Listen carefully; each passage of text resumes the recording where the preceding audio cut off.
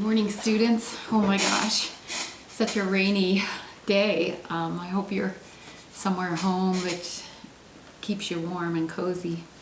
I've already had 2 meetings this morning online, so I'm excited to get this lecture out to you. You don't have a test in this class for this particular chapter, but it's a very interesting chapter. And as I did last week, I'm going to lecture, I think, in segments of 15 minutes, just to make sure that the recorder stays on and the camera stays on. So this is the chapter on students who are gifted and talented. And it's kind of interesting, right, to have studied all these different kinds of students who have special needs and particular disabilities. And now we're talking about a group that we don't really think of as needing any kind of an educational accommodation.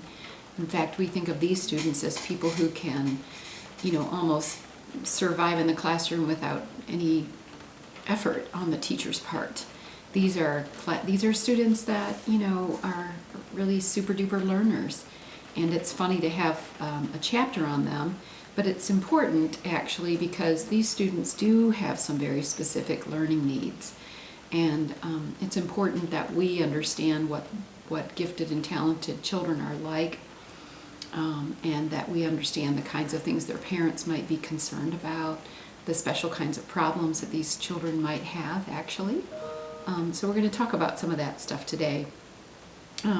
Starting out with the kinds of definitions that encompass these ideas of children who are really quite far above the average. We're going to look at the federal definitions, kind of a historical look at the federal definitions. And then there are 3 researchers who are more recent writers and researchers in this field, and they have some interesting ways of looking at these children, and we'll talk about their definitions of giftedness too. So the first thing that it's interesting to know is that giftedness was really just sort of coined and thought about as a part of education, anyway, in the United States in 1972. And I often, when I see these dates, I think about my early high school years. I was in high school in 1972, and what mostly was noticed about these children, of course, is that they had really high performance capabilities. And so they tried to define what a gifted student looked like by noting that they had these capabilities that were really quite high, quite a bit higher than the other students. Excuse me. Also, they define them as students that have intellectual, creative abilities that are far above average, and sometimes in very specific academic areas, and sometimes these children are just kind of gifted across most of the curriculum. But even back in 1972, educators thought that students who were outstanding in the visual or creative or performing arts could also be considered to be exceptional students and should have some exceptional educational experiences based on that. Then in 1993, the definition of giftedness was revised to be really carefully a lot more inclusive of students who are underrepresented, typically in these identification programs. And so there was at that time, and still is really, an effort to understand that children from all backgrounds and children from all cultures and socioeconomic groups can still be students who have giftedness. However, the typical ways that giftedness has been identified has been a little bit discriminatory and exclusive of certain groups of students, and we'll talk about that in a few moments. So I guess maybe the main idea for me about the 1993 definition is that educators thought it might be good to not just look at IQ scores in terms of selecting students, but to look at other measures, and that's something that continues really to this day. Then more recently in 2001, when the No Child Left Behind law was created and passed, this was during President Bush's administration, I think that was Bush 1, there was some emphasis on students who give evidence of high achievement capability in areas, and I'll read these areas to you again, and you're going to start recognizing some key sort of patterns here. So intellectual, high achievement capability in intellectual endeavors, in creativity, in artistic areas, also in leadership in specific academic fields. So you'll notice that creativity keeps coming up. And then there's a new definition, new-ish definition from the National Association for Gifted Children, and they start out by talking about outstanding levels of aptitude, usually the top 10% of any class. And they talk about domains of ability or high ability or outstanding ability. And I think it's interesting, at this point they talk about students achieving at much higher levels and distinguishing themselves with any activity, any kind of activity that that has its own symbol system. And so when I think about a symbol system, I think about music, I think about math, certainly writing, and perhaps even computer science has a symbol system. So they added in that part of giftedness, that distinguishing area of giftedness. I thought that's interesting. Gifted students also display a rapid rate of learning compared to their peers. And in adolescence, they display motivation to study and learn in a specific domain. And so there are just so many characteristics of how gifted kids operate and how teachers and parents grow to notice them, and that they are really quite distinctive. And so I want to, I guess, get to page 437 and 438 of your text. I wanted to read to you these other, or not read to you, but just call to your attention the more contemporary definitions that I mentioned earlier. So the older definitions definitely focused on high IQ, they definitely focused on high creativity, very rapid rate of learning, and then these newer definitions I think add a little bit more flavor. So on page 437 and 438, we're introduced to three other writers that are thinking a little bit more divergently about giftedness. So Renzulli developed a concept of the three-trait definition of giftedness. And so these three traits are thought to be, and if you're looking at the book on page 437, you can see in figure 13.1, she has as one of these areas above average ability, and then also task commitment, wanting to stick with something and learn it in a very broad and deep way, and then finally creativity.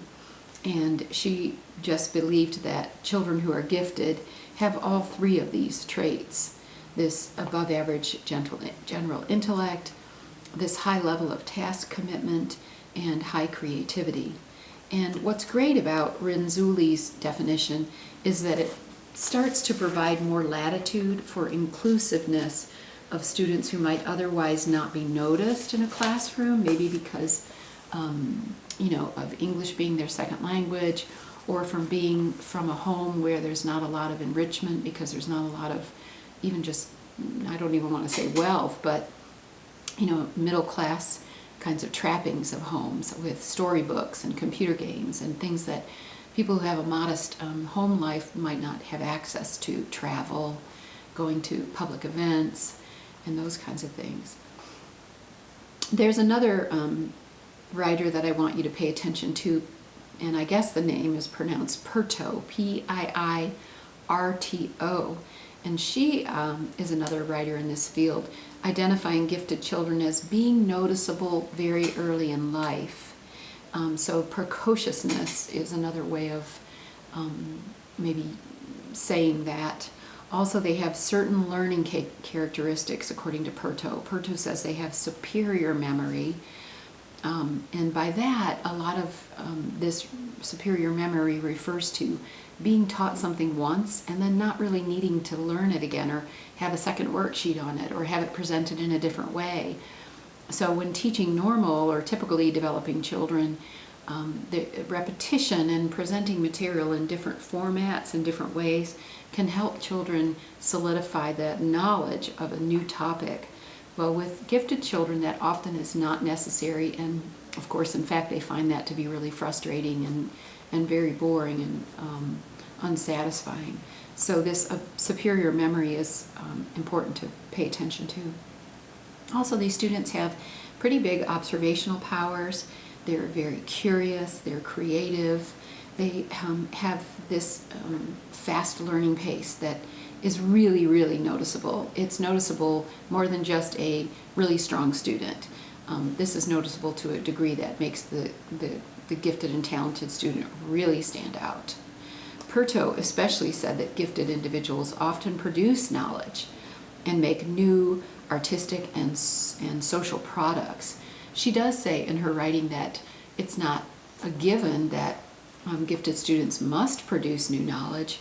They might, involve themselves in careers where they really aren't doing that, but they're just very excellent at their work. But often, people who are gifted, because they love the process of investigating things and trying things out and problem solving, often in life, in their careers, they end up being the people who discover new things or find new solutions and creative solutions to problems. The third, more recent researcher is June Maker, and I should have a date for you. All of these people are writing in the early 2000s. Maker looks like maybe '05 is one of the more recent pieces of research that June Maker contributed to this field, and she included the typical identifiers, which by now you probably know are high intelligence, advanced creativity, and excellent problem-solving skills. But she focused mainly on the recognition of how gifted and talented students really dig into problem solving and giving them very difficult problems and challenging problems to try to solve as part of their education, part of their learning day, either in groups or by themselves, is really stimulating for them because they love this sort of thinking. And this is kind of how they think. This is how their mind looks broadly at something that is a problem and really doesn't have the limitation of looking at a problem through just one solution. And that's important to understand about gifted and talented children too.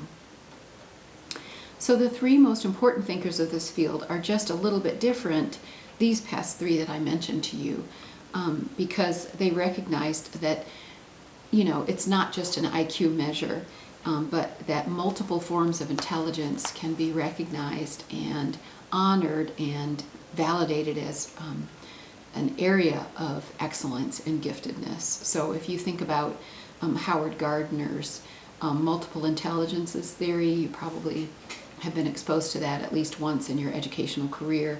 And so that would be an example of what they're talking about, not just academic and intellectual prowess, but giftedness in certain areas of learning and performance.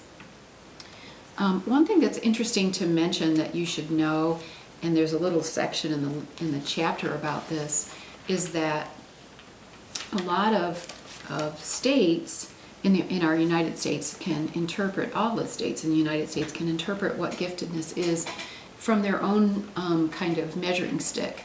So, of course, sort of the basic way of doing it is high IQ scores, high measured IQ scores through IQ testing. And a lot of states do rely on that as their primary identifying path. But other states add some of these other multiple measures that I've been mentioning to you, looking at student work and identifying giftedness in the performing arts and specific areas. So I maybe will say this, that it seems like the states that are more progressive and have maybe more innovative school systems might be the ones that have a more progressive and innovative way of identifying giftedness. So let's look now at the characteristics of gifted learners. What are they like? We've sort of talked about this a little bit already. It's important first to understand that these children, as learners, are very much individual, and they're varied in terms of what they are gifted in, and they're varied even within themselves in terms of what they're gifted in. And so they're not just always gifted in academic areas. In fact, some students who could have a specific giftedness might not be very good at the academic side of their world. And so I want to read to you on page 438 and 439 some of the general characteristics that are usually noted in these kinds of students. So again, we've said this once, but I'll say it again. They rapidly acquire and retain and use large amounts of information. And this is very distinctive about these kids. They relate one idea to another, so their ability to connect a concept to a lot of other areas of study is one of their defining characteristics. So maybe I can make up an example. In the classroom, the students might be talking about weather. Let's say first grade, kids are learning about clouds, and they're learning about different types of weather and the names of different kinds of storms and that sort of thing. And a gifted student will maybe be thinking about a storm that happened in the last year that they heard about on the news, and then they might want to know about, well, how do those storms, are they the same on the South Pole of the United States as they are on the North Pole of the United States? And they might then connect some ideas to, well, do poor countries have enough funds to rebuild after a big weather event? And so you can see how their mind just goes to the very broader ends of the world in terms of how they think about one particular kind of learning. And this characteristic of making these broad connections and wondering about things and having deep curiosity about that is really one of the markers for sure of gifted students. They make sound judgments. I think that's kind of interesting. They appreciate multiple points of view. They don't mind hearing opposing points of view. They don't get stuck on one way of looking at something and then believe that that's the only way. In fact, they like divergence and, creative ways of looking at things. They perceive the operation of larger systems of knowledge not often recognized by the typical person. And they acquire and manipulate abstract symbol systems quickly. And then I'll read one more. They create novel solutions to problems, sometimes by reframing the question or looking at a problem from another point of view. So this precociousness, showing these high advanced abilities way before their age, is one of the characteristics that is really noticeable, I think, for parents and teachers in the classroom. They're not just, one grade level ahead of their peers. They might be 4 grade levels ahead of their peers. In fact, I had a friend who had a child who in the 3rd grade was taking 8th grade math, and that would be an example kind of this precociousness too, and this advanced understanding of a number system, right? A symbol system. Getting back to my notes, they, let's see where I was. They have a highly, this is interesting to me, they seem to have a highly developed sense of moral judgment and compassion and fairness. And so they often are sensitive to when unfair things happen, and they have a lot of questions about why are things unfair? Why are things not the same? Or how can people do things that are so wrong? And they want to have conversations about these things because they're sensitive to it. And they think about it, of course, in terms of how injustice affects people's lives in a really broad way or a really personal way. They have definite potential to have some problems as kids in a classroom. So you might think about this type of student as always asking more and more questions, that are deeper and broader and that they have great curiosity for, but most of the typical learners in a classroom, I would have been one of those, really are still focused on learning the last kinds of things that the teacher just said. And so they can be a little bit distracting in the classroom to the typical learners. Excuse me. Also, they might use their superior ability to manipulate people. So there is some suggestion that they can often, find a reason not to do something that an adult wants them to do. And they are pretty convincing, at coming up with arguments that maybe we normally wouldn't even think of. And so they can sometimes get their own way, even when it's not good for them to get their own way. Excuse me. Have a bit of a cough. Let's see. They, I guess, additionally could definitely make fun of children in the classroom who aren't as bright as them. They might call out and say, "That's a stupid idea." So gifted children do need some social and behavioral sensitivity, really, and parents are good at training kids for that. But teachers also have a responsibility to help children who are bright in this way to be appropriate in the classroom and to be appropriately kind with their peers. Let's see. There's a little bit of more information about from Perto, the researcher. And after studying creativity intensely in gifted children for a decade or more, she did seem to find that certain specific behaviors in childhood are predictive of creativity in each field. So she kind of found that creative kids seem to have these similar characteristics and behaviors. Also, the emergent of talent occurs, she found, in a developmental sequence. And so often, we think of gifted children as almost being I can't think of the word, but it's someone who just knows a thing automatically almost. So a child who's 2 learning how to play classical music on a piano, prodigy, that's the word I'm looking for. She found that really even children who are gifted, their leaps in learning do happen in sequential way and in a really developmental way. And then also Perto just wanted to emphasize that IQ measuring as the sole source of identifying kids who are gifted is just almost does a disservice to a broader group of children. It's also important to understand that there is individual difference among gifted children. So, for example, if you had 3 identified gifted children in your regular classroom, in your general education classroom, those 3 children are not going to be bright in the same ways, and they may not have had exposure to learning materials in the same manner. So it's important to understand these 2 phrases: intra-individual differences, and that means a student even within herself might have high giftedness in 1 or 2 areas and more typical learning ability in others. So within a child, giftedness can kind of spike in certain areas of learning. So math and science would be a good example. And then maybe in music, not so much. And then the other phrase to understand about gifted kids is that there are inter-individual differences.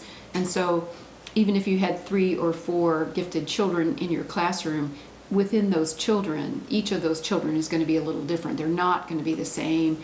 They won't enjoy or be stimulated by the exact same really complicated problems, for example. Okay. How common are gifted and talented children? I'm looking at my clock here because I set my timer. I forgot to set my timer. Maybe I'm going to stop the clip right now just in case.